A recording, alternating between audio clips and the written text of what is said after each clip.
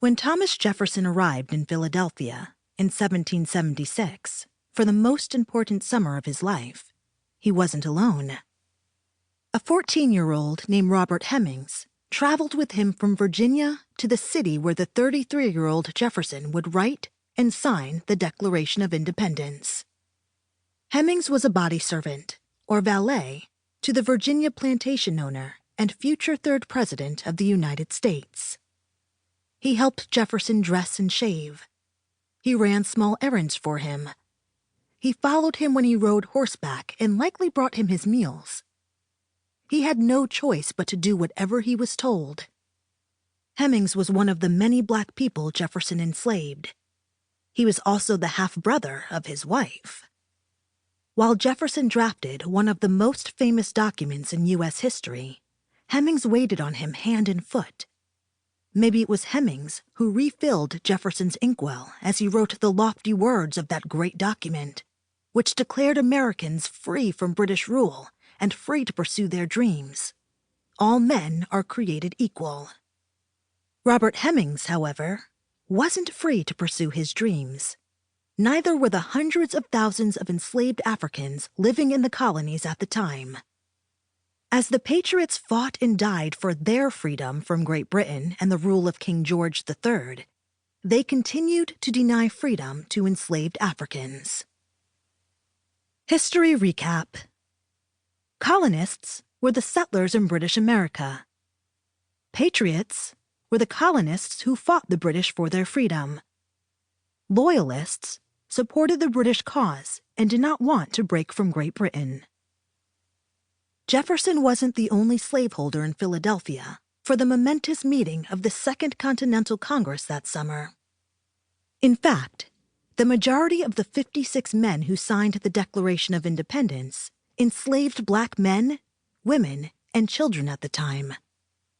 Some of the men enslaved several servants to work in their homes. Others enslaved hundreds of people to work on their plantations, now called labor camps by some, build their houses, cook for their families, and take care of their personal needs. Two of the more famous delegates in attendance were Benjamin Franklin of Pennsylvania and John Hancock of Massachusetts, both now known as Founding Fathers. They each enslaved several people. John Adams, also from Massachusetts, was there for the signing too. Adams, who would become the second president of the United States, was one of the only founders to never enslave Africans. History recap. The Declaration of Independence was written to permanently break ties with Great Britain. The war had broken out a year earlier with the battles of Lexington and Concord. The document officially declared war against the British Empire and explained why it was necessary. It was also created to persuade colonists who weren't so sure they wanted to break from Great Britain to back the cause for independence. And it was meant to help the colonies request aid from foreign governments. The Declaration was adopted by the Second Continental Congress meeting in Philadelphia that was made up of delegates, representatives, from all 13 colonies. Think of it as the United States' earliest form of national government. The First Continental Congress took place in 1774. The Second Continental Congress operated from 1775 to 1781. Some of the most important men in this period of U.S. history were not Declaration signers, but they're generally referred to as Founding Fathers for their critical roles in the formation of the United States.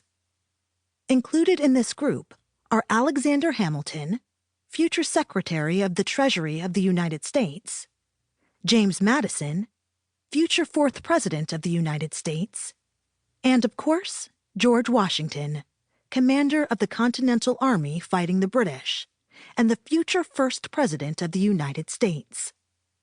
These men enslaved people as well, although the story of Hamilton is a bit more complicated. More about Hamilton in Chapter 3. The hypocrisy of the signers continuing to enslave people as they demanded their own freedom from British tyranny is not a new idea. It's just a name, isn't it? In an exclusive interview with True History, Margaret Kimberly, senior columnist for Black Agenda Report, says the term Founding Fathers itself is problematic because it affirms patriarchy and white supremacy, and it has been elevated over time.